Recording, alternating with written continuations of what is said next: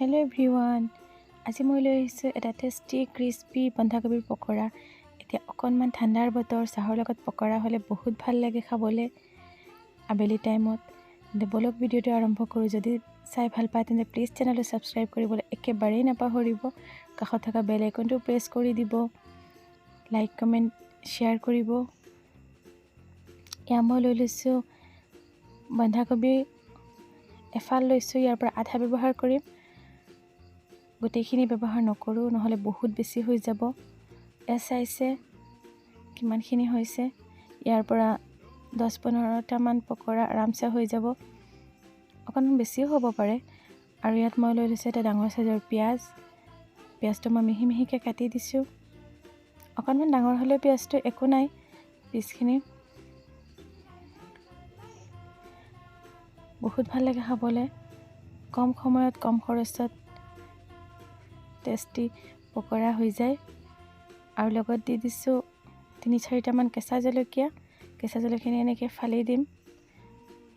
জ্বলাটো যোনে যিমান খায়, মই বহুত বেছি জ্বলা খাব নোৱাৰোঁ, সেই কমাই দিছোঁ। আৰু লগত দিছোঁ হালধি গুড়ি, ধনিয়া,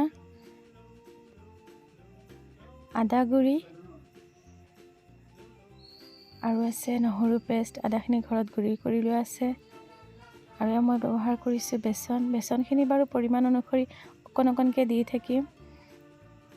মই পানী অকণো ব্যৱহাৰ নকৰোঁ, কিয়নো বন্ধাকবিৰ পৰা এনেও পানী ওলায় আৰু নিমখ দিলে পিঁয়াজো লগত আছে, নহ'লে বেছি পানী হৈ গ'লে ক্ৰিস্পি নহয় আৰু তেলত দিলে এৰাই যাব।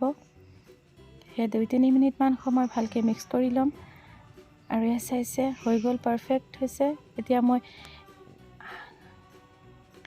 হাই ফ্লেমত এইখিনি ফ্ৰাই কৰিম। যেতিয়া ফ্ৰাই কৰিব তেতিয়া গেছৰ ফ্লেমটো হাই কৰি ৰাখিব।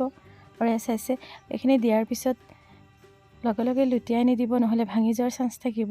এটা ছাইড পূৰা হৈ যোৱাৰ পিছত আনটো ছাইড লুটিয়াই দিব, তেন্তে ভাঙি নাযায়।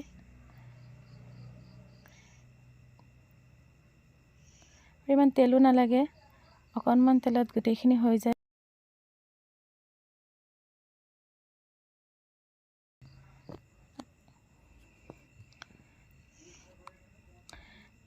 চাব মই এইখিনি এতিয়া দেখাই দি আছোঁ।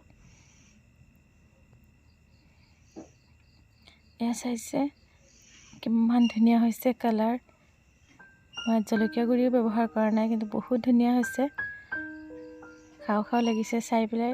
চাওক, আৰু ভিডিঅ'টো একেবাৰে শেষলৈকে চাই থকাৰ বাবে বহুত বহুত ধন্যবাদ। প্লিজ চেনেলটো ছাবস্ক্ৰাইব কৰিব।